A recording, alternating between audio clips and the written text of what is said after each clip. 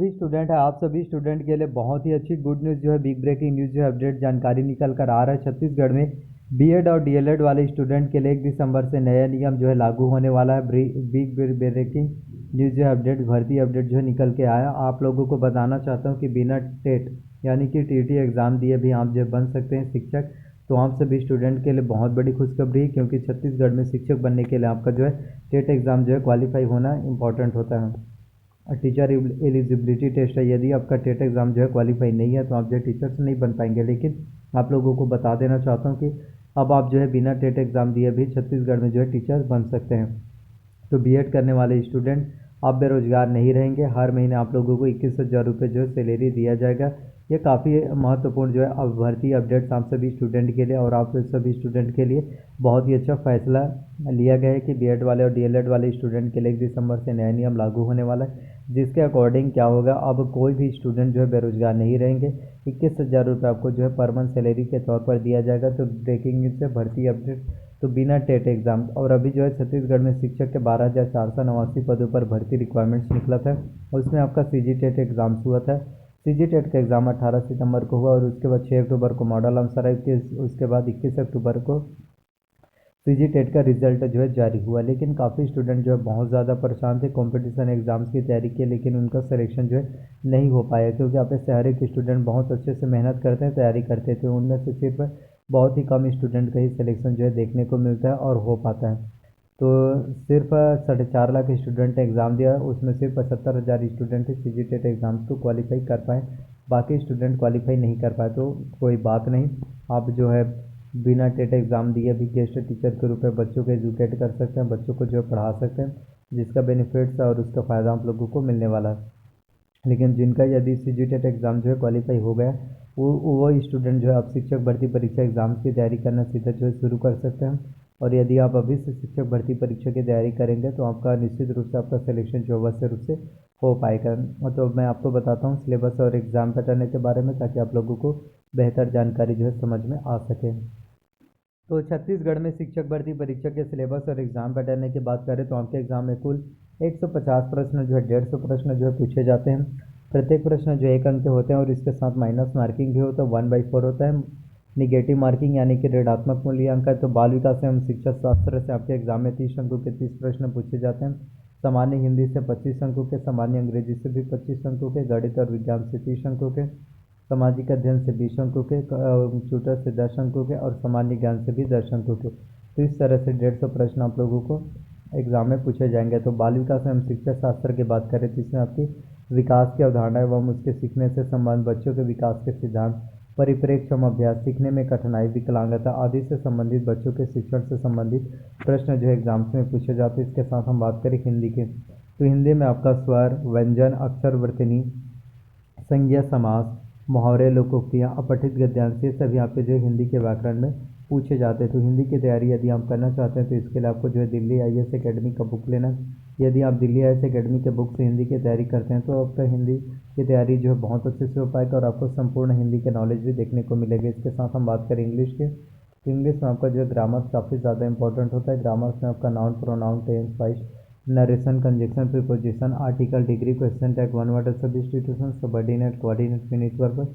Non finite verb, precis writing, ये सभी आपके जो है देखने को मिलता है। तो इंग्लिश ग्रामर्स की तैयारी आप बहुत अच्छे से कर सकते हैं।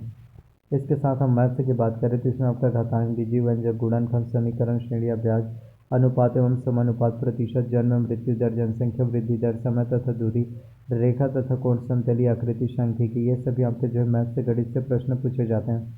तो मैथ से गणित की तैयारी करने के लिए आपको जो है डॉक्टर आर.एस. अग्रवाल का बुक लेना है। यदि आप डॉक्टर आर.एस. अग्रवाल के बुक से मैथ्स की तैयारी करेंगे, गणित की तैयारी करेंगे, तो आपकी गणित की तैयारी जो है बहुत अच्छे से हो पाएगा और आपको मैथ्स के बारे में संपूर्ण नॉलेज मिल जाएगा।